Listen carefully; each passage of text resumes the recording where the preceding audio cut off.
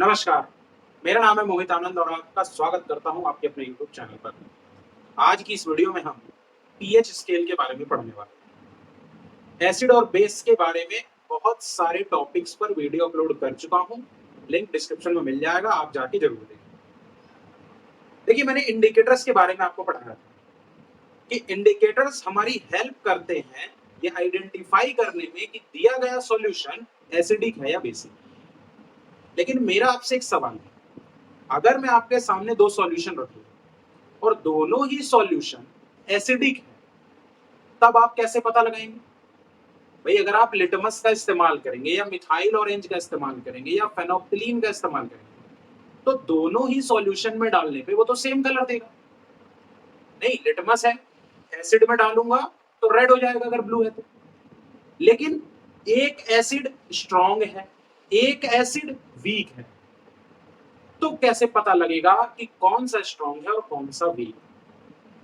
तो यहां पे हमारा कहीं ना कहीं इंडिकेटर्स की लिमिटेशंस दिखाई देती है। तो बनाया गया एक यूनिवर्सल इंडिकेटर। क्या बनाया गया? एक बनाया गया यूनिवर्सल इंडिकेटर।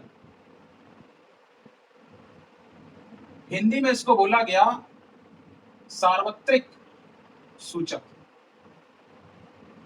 और ये जो हमारा यूनिवर्सल इंडिकेटर बनाया गया, ये बनाया गया था बहुत सारे इंडिकेटर को मिक्स करके,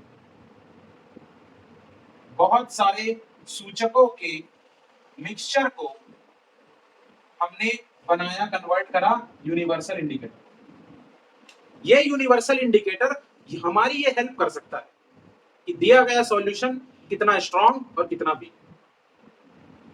लेकिन अगर आप लिटमस का इस्तेमाल करोगे तो आप वीक एसिड में डालो तो भी रेड, स्ट्रॉन्ग एसिड में डालो तो भी रेड, तो वहां तो काम बनेगा नहीं।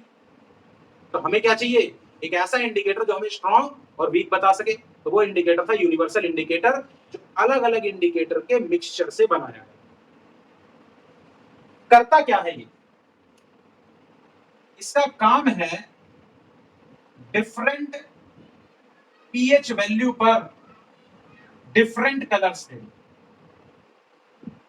यानी अलग अलग पीएच मान पर ये जो कलर देता है वो अलग अलग देता है। ज्यादा एसिडिक है तो रेड दे देगा, न्यूट्रल है तो ग्रीन दे देगा, बहुत ज्यादा बेसिक है तो बैगनी दे देगा, कम है तो ब्लू दे देगा, ऑरेंज दे देगा, लेस एसिडिक है। ऐसे वो हमें डिफरेंशिएट करने में हमारी हेल्प करता है। अब बात आती है कि पीएच वैल्यू क्या है, तो उसके बारे में थोड़ा सा जानते हैं। 1909 में एक साइंटिस्ट जिसका नाम सोरेनसन था, इन्होंने एक स्केल बनाई जिसको कहा गया पीएच स्केल। ये जो पीएच स्केल था, ये किस पे बेस्ड था? ये बेस्ड था H प्लस आयंस के कंसंट्रेशन पे। अब मैंने एक वीडियो अपलोड करी थी कि सभी एसिड और सभी बेस में क्या कॉमन होता है। तो जनरली तो हम प्रॉपर्टी में ये पढ़ते हैं कि जो एसिड है वो H प्लस आयंस देते हैं, जो बेस है वो OH माइनस आयन देते हैं। बट एसिड हो या बेस, वो H प्लस और OH माइनस दोनों आयन देते हैं। फर्क सिर्फ इतना होता है कि एसिड है तो H प्लस का कंसंट्रेशन OH माइनस से ज्यादा होगा, और अगर बेस है तो H प्लस का कंसंट्रेशन OH माइनस से कम होगा। लेकिन आयंस दोनों ही पाए जाएंगे। भाई, अगर आयन दोनों नहीं पाए जाते तो पीएच स्केल सिर्फ H प्लस आयन वालों के लिए वैलिड होता, बट ऐसा नहीं है। पीएच स्केल से हम स्ट्रॉन्ग एसिड स्ट्रॉन्ग बेस के साथ साथ वीक एसिड वीक बेस हर तरह के बारे में पता कर सकते हैं कि कितना स्ट्रॉन्ग कितना वीक। तो अगर हमसे पूछा जाता है कि पीएच स्केल किस पे बेस्ड था, तो pH scale hydrogen plus ion के कंसंट्रेशन पर बेस्ड था। समझ में आ रहा है? यानी कि अगर हमें पीएच की वैल्यू निकालनी है तो पीएच हमारा इनवर्सली प्रोपोर्शनल है किसके? 1/H प्लस आयंस के, किसके? कंसंट्रेशन के। यानी जितना ज्यादा H प्लस आयन का कंसंट्रेशन होगा, पीएच वैल्यू उतनी ही क्या होगी? कम होगी, क्योंकि दोनों एक दूसरे के इनवर्सली प्रोपोर्शनल है। क्या है? Inversely proportional.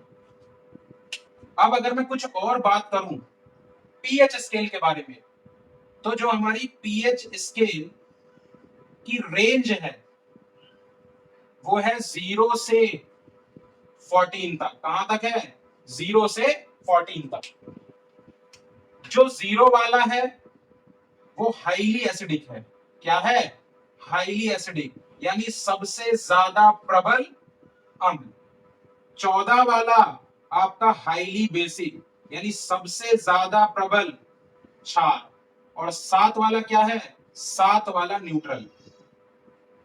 ये मैं पीएच वैल्यू की बात कर रहा हूं। हमारा जो पीएच स्केल है उसकी रेंज है 0 से 14, यानी मिनिमम वैल्यू 0, मैक्सिमम वैल्यू 14।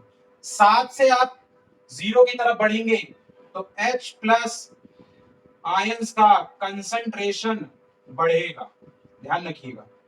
और 7 से 14 की तरफ बढ़ेंगे तो H प्लस आयंस का कंसंट्रेशन घटेगा।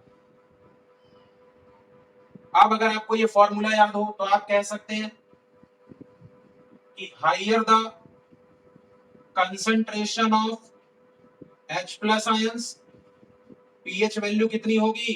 पीएच वैल्यू कम होगी, लोअर होगी। और सॉल्यूशन कैसा हो जाएगा? एसिडिक होता चला जाएगा। आप कहेंगे lower the concentration of H plus ions, pH value उतनी क्या होती चली जाएगी? हाइयर होती चली जाएगी।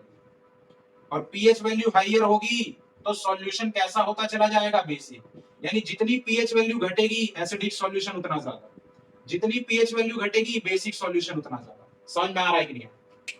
यानी अगर मैं कहूं तो 7 से कम और 3.5 के ज्यादा, इस सेक्शन में आपको वीक एसिड मिलेंगे। कैसे एसिड मिलेंगे मेरे बच्चों? वीक एसिड मिलेंगे। 7 से लेके 10.5 के आसपास आपको क्या मिलेगा? आपको मिलेगा वीक बेस मिलेगा। क्या मिलेगा? Weak base. 3.5 से कम पे क्या मिलने वाला है आपको? Strong acid. क्या मिलेगा? Strong acid.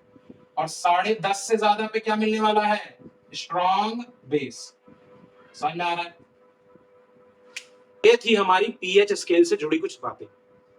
नेक्स्ट वीडियो में मैं आपको बताऊंगा कि कैसे एक सॉल्ट का फॉर्मेशन होता है और उस सॉल्ट का पीएच किन बातों पे डिसाइड करेगा। और हम फैमिली ऑफ सॉल्ट के बारे में भी बात करेंगे। तब तक के लिए हमारे साथ जुड़े रहिए। अगर चैनल पर नए हैं तो सब्सक्राइब करिए, वीडियो को लाइक करिए। किसी तरह की क्वेरी है तो कमेंट करिए। मिलते हैं नेक्स्ट वीडियो में, तब तक के लिए धन्यवाद।